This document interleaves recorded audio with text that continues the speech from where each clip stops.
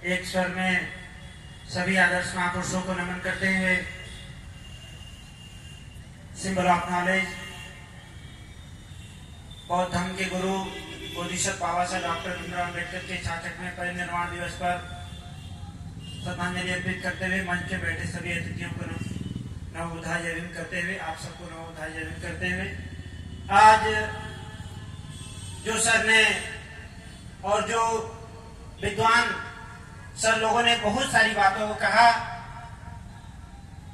हम लोग बोधिसत्व बाबा साहब डॉक्टर भीमराव अम्बेडकर के मिशन एवं उद्देश्य पे कार्य करते हैं और बोधिसत्व बाबा साहब का सपना था कि इस भारत देश में कैशलेस सोसाइटी का निर्माण हो और ये भारत देश बौद्ध शासक बने, यानी भारत के लोग इस देश पर शासन करें। इसके लिए हम लोग लगातार कई सालों से कार्य कर रहे हैं और आजीवन बोधिसत्व बाबा साहब डॉक्टर भीमराव अम्बेडकर के मिशन को स्थापित करने के लिए हम लोग तन मन हर एक तरीके से समर्पित रह करके चीजों को स्थापित करेंगे।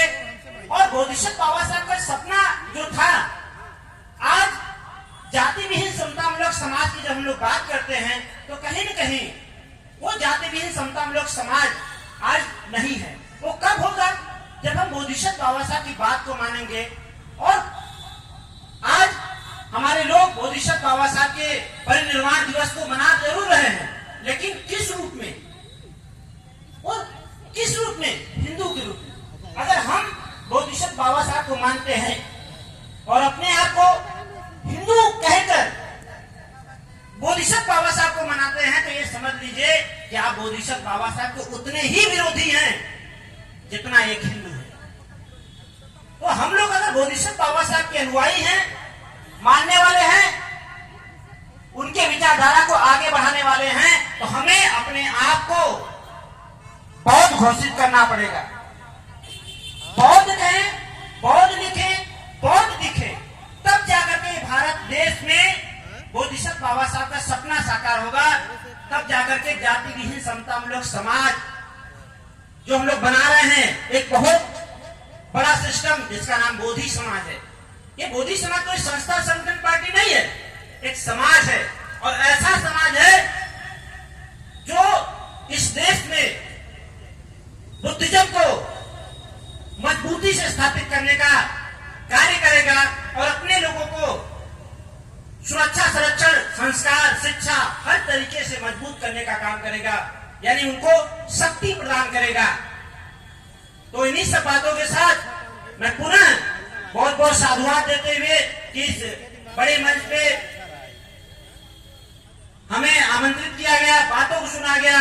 अंतिम बात मैं यही कहूंगा कि हम लोग बोधिसत्व बाबा साहब के पक्के अनुयायी तभी होंगे जब हम बोधिसत्व बाबा साहब के बताए हुए रास्ते पर चलेंगे और अपने आप को बौद्ध घोषित करेंगे। और हम बौद्ध हैं, इस भारत के मूल निवासी हैं। इस भारत के मूल निवासी नागवंशी बौद्ध शासक हैं।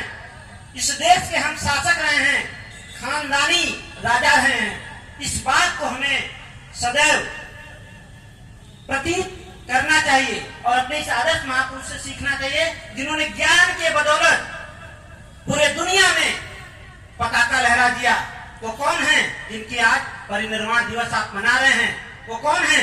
सिंबल ऑफ नॉलेज, बौद्ध धर्म के गुरु, यानी भारत में बौद्ध धर्म दिख रहा है बोधिसत्व बाबा साहब की बदौलत। इसीलिए बाबा साहब को बौद्ध धर्म का गुरु कहा जाता है, बोधिसत्व। इसलिए आज परिनिर्वाण दिवस हम लोग मना रहे हैं। इस परिनिर्वाण दिवस को हम यहाँ से संकल्प लेकर जाए कि हम बोधिसत्व बाबा साहब के विचारधारा पे जीवन भर चलेंगे और जिससे मिलेंगे जीवन भर उसको चलने के लिए प्रेरित करेंगे। इस बात को बताएंगे कि हम हिंदू नहीं, अगर हम कहते हैं तो हम क्या होते हैं? गुलाम होते हैं। और हम स्वतंत्र हो, क्योंकि जो आजाद होता है वही शासक बनने के बारे में सोचता है, स्वतंत्रता पूर्वक जीवन जीता है और अपने बच्चे को मान सम्मान स्वाभिमान का जीवन देकर के जाता है। तो अगर हम चाहते हैं इस देश में सम्मान के साथ रहे, तो बोधिसत्व बाबा साहब की बात को हम स्वीकार करें, माने, उस पर चले, तब जाकर के ये पूरा भारत देश बौद्ध शासक बनेगा। इन्हीं सब बातों के साथ पुनः आप सब लोग लोगों को सादर नमो बुद्धाय, जय भीम।